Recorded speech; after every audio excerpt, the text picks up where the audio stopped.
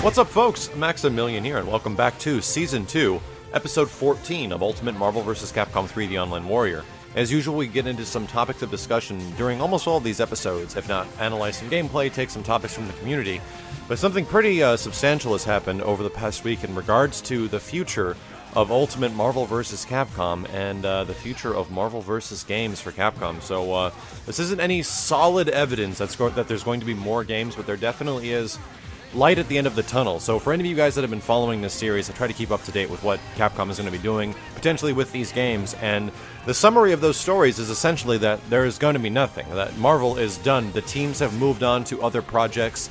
Nitsuma, who is the producer for the game, and I think the director, ultimately was working on other things, and that is that. They're not working on anything else. Ultimate Marvel 3 is the last one of the Marvel vs. Capcom 3 series, and we kind of heard that over and over and over again, despite the pleas of many fans. But now at this point, Ultimate Marvel's been out for over a year, and the overall success in the community has been fairly substantial, mostly due to the reason that a lot of people just seem to support this game. Even on my channel personally, Ultimate Marvel 3 gets the most views and the most responses over almost anything. And it's just kind of that title that just sits very high among the fighting game community when it comes to tournaments, events, casual players, high-end players, all this stuff. It's just the game to go to right now that so many people seem to be playing, and even places where you wouldn't expect there to be Marvel to be played, people are playing Marvel, and people are going there from other games that were only good at other games. It's just crazy. Like, everyone's converting over to this game, and it's just one of those things. It pulls the most eyes, and it pulls the most attention. The biggest problem with Ultimate Marvel was the fact that when it came out, it didn't sell very well. As you guys, or many of you guys know, this game was released a mere 6-7 months after the release of the original Marvel vs. Capcom 3. Now that kind of set it amongst its deathbed. Marvel 3 was notably a busted game. There was a lot of things in Ultimate that actually were also in Marvel 3 that just were not discovered. But for the most part, the original vanilla version of this game was had some issues, had a lot of crazy problems, overpowered characters, moves that just did way too much damage, way too much hit stun, and it was just insane. You go back and you actually try to legitimately make a combo video out of that game now, and you'll see how brutally insane that game actually is. Nonetheless, so this new one came out, rebalanced everything, added new characters, what everybody wanted. But the problem was that it came out a mere 6 months after the first one did, and a lot of people were upset by that. A lot of people were blaming Capcom for totally milking the old Street Fighter shame of, like, you know, releasing Turbo Hyper, you know, Turbo Extreme Edition every couple of years or so. However, I've mentioned quite frequently before that I think the appropriate time to release an expansion or a update to a fighting game, whether that's characters or whatnot, is about a year. Mostly when it comes to competitive environments, you give a game a year, it settles amongst the stomachs and amongst the players' community for a very long time, if the game is played quite a bit. And at that point, after about a year, people really want more if the game is successful. You kind of can get an idea if the game is successful if your game keeps selling. And that kind of brings me to my next topic, was that when Ultimate Marvel 3 came out, it only sold about 600,000 units amongst its first, I think, month and a half sales, which is not great, considering the first game sold almost or over 3 times that amount. Something around the 2 million unit range. Now that isn't like super important when it comes to how many people are actually playing the game, but some interesting stuff has happened as of late, because there was this topic of conversation amongst the community, and some guys at Capcom saying to get a hold of people at Marvel if you're interested in seeing more, because they absolutely know that people want more. They absolutely understand, and they see it all the time, the folks at Capcom USA, that people definitely want more Ultimate Marvel 3, and people want an update to this game. But they need numbers. The big problem with this is that it's a video game company. They need to make money off of it, and if they release something else that just sells, you know, half as much as the Ultimate Marvel expansion did for Marvel 3, then that's not going to be worth the production time of all the folks in Japan, and stuff like that. But there has been some evidence recently that suggests otherwise. And recently Sven at Capcom mentioned the fact that Ultimate Marvel 3 didn't do great, and he doesn't actually go into the numbers that it has sold in total. But he does say that while it didn't do amazing in its first month run, it keeps selling. It keeps consistently selling, and that is a huge thing. Like, working in games myself for a little while, if you have something that continually sells over a long period of time, whether or not that's like a ton of units in the first month or so, but if it just keeps going and it actually has a consistent base of moving units, then that is something to definitely bat an eye at. And it's like, oh, well, that's interesting, because the initial report of like selling only 600,000 units is probably drastically different now. And who knows how much it's actually sold now. I mean, all things considered, Street Fighter Cross Tekken did pretty well within its first couple months release, but not as well as I think they wanted to, because the word of mouth was so bad for the game from a lot of the community that game kind of died out really quick, and I don't think many people purchase that game anymore. Even if you go to like Amazon or if you go to GameStop, I think UMVC3 is still costing like $30-40 or something like that. I mean, I think a used one I saw for $29.99. I was like, what the hell? This was back when I was buying the PS3 version. I had no idea the game was still so expensive. And you guys see how a lot of games trends do. Games drop down to like $20 after the first month nowadays. It's crazy. If people didn't buy a game, it's just blah, it just falls all the way to the wayside.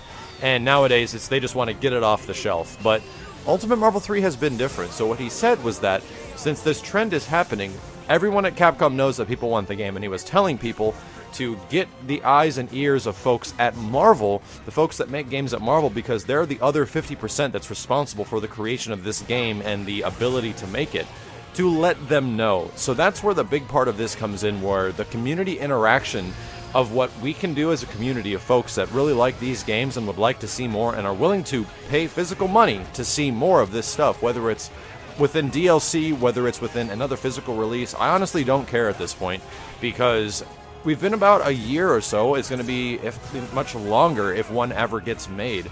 And that's a perfect period of time to have the game all to ourselves and to have things change. To have things once again adjust a little bit, and we have to make more adjustments, and it's a whole brand new game kind of at that point.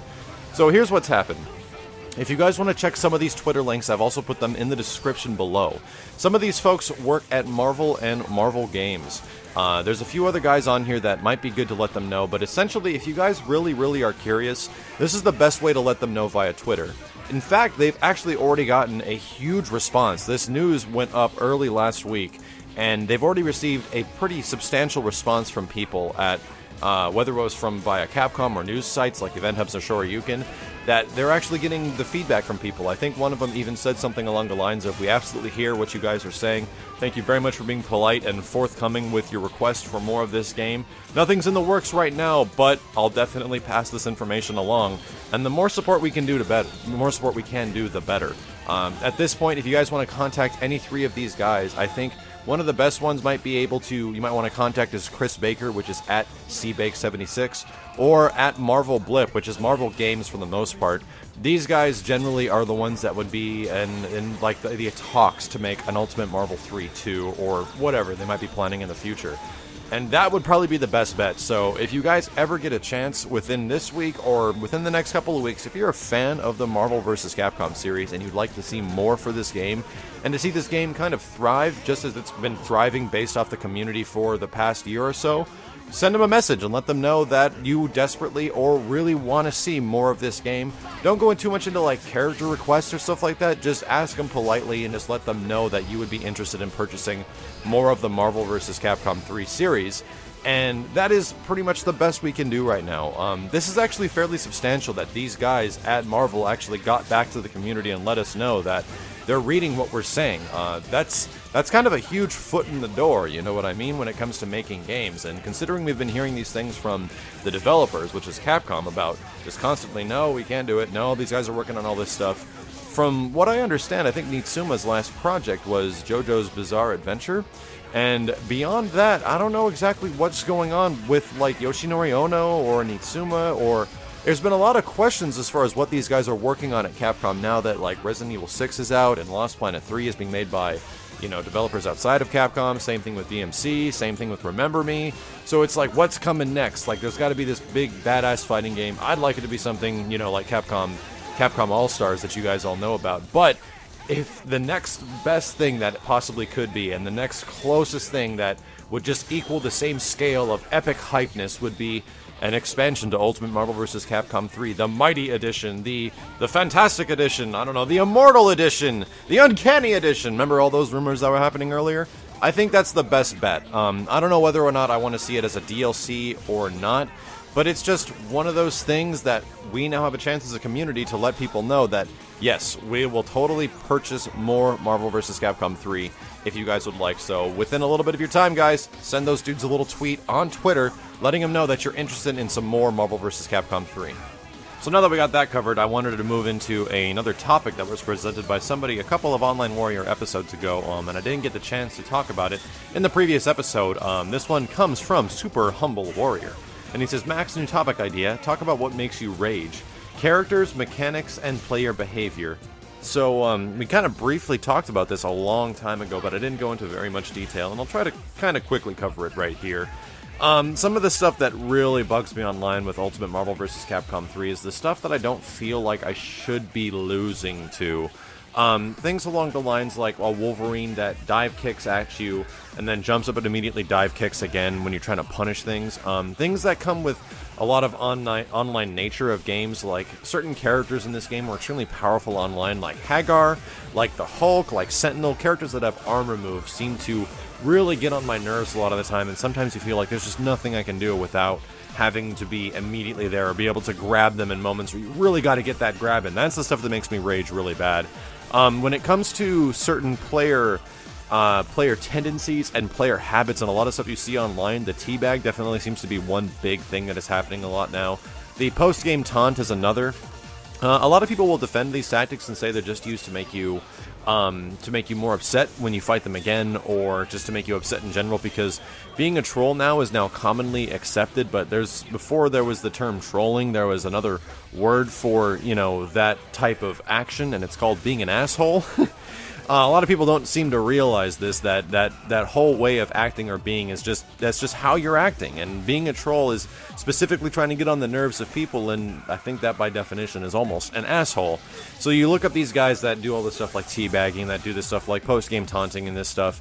A lot of them want to show their dominance in a video game, because I've beat you at the video game, and I am so much better than you, and it's just one of those things where people really try to latch on to stuff, especially personally and in real life. I was like this when it came to Third Strike for a very long time, when I was the most competitive when it came to fighting games, that I was really, really, really upset when I lost things, and I was really upset with, myself if I didn't do good or something like that. I really remember feeling like this when I was the most into competitive gaming back with like Third Strike and everything like that.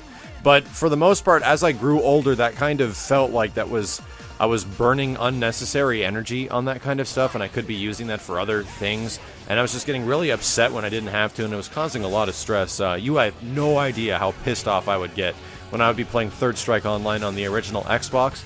Oh my god, man, it's really bad. And that's one of the biggest things that gets to me, is when you're playing online, almost on any competitive game, and you shouldn't be losing to something, and you're losing for reasons outside of your skill level. Because when it comes to things like, I really start learning a lot when you start playing games in an offline environment and you start playing against other people. You start to see patterns and tendencies because you can react immediately and faster. But for the most part, when it comes to those guys that seems like they're just trying to ruin your day, or they're picking an extremely trolly team, or they're acting extremely trolly during an entire match, these guys take it within their soul to try to project their negativity onto you. And they literally hunger and are fueled by the fact that they upset other people. And in the age we live with right now, it's like an accepted thing that this guy's a troll, But to be honest, when it comes to playing games online, I don't know, I kind of feel this element of nobility, which is hilarious because it's a freaking video game. But at the same time, like, if you have a good game or something like that, you don't totally taunt the crap out of a guy. I just find it to be a little disrespectful, and I try to show respect to people that I think deserve it. And you can immediately tell when someone either deserves or doesn't deserve your respect online when they're acting a certain way. So it's kind of how you have to choose who you want to be and how you want to be seen by other people, whether or not you care, whether or not you think that's important, or whether or not you want to act a certain way when playing a fighting game. So it's just one of those things to think about in your daily life. Like, how do you want to be perceived by other people? Do you want to be noble? Do you want to be a troll? Do you want to not care? And kind of consider that when you're playing games online in an environment with a lot of people. You can either make the community terrible, or you can add something to it and actually make it a little bit of a better experience. And that's the stuff I hopefully can add something to let people actually realize that we are in control of this stuff. And the fact that we've shown support for a game, over so long right now, shows kind of a lot for the fighting game community, especially for the community of folks that are playing Marvel vs. Capcom 3 still to this day. So, for anyone else that might have any questions about, like, post-game taunting, or a question or a comment that I do see a lot is, Max, why do you hop up and down on a guy with Doom? That's not to teabag a guy. That's because it takes generally 2 or 3 hops sometimes, depending on how the connection is. That's what I'm using to gauge how good the connection is at the end of a round, to throw out the Strider assist so Doom can foot dive to the other side and make the enemy switch up to go to the other side. It's kind of like my resetting my controller in a way, you know what I mean? Because sometimes you just are holding the direction one side too much, and you just need to reset yourself. And I kind of feel like doing that just kind of resets myself before the beginning of the next round. Never disrespecting a guy in that way. The only time I will do it is if I am returning the favor to a dude that has been doing it consistently in games prior. So thank you guys very much for watching. Hopefully I had some good information for you guys considering the future of Marvel 3, and some insight to those annoying tendencies and habits that people have online. And for you folks that have been frequently watching, if there's any questions or any specific thing you'd like me to tackle in regards to the community or the Marvel vs. Capcom 3 series, please leave a comment below and maybe I'll highlight it in a future episode. My name is Max, and I'll see you guys next week.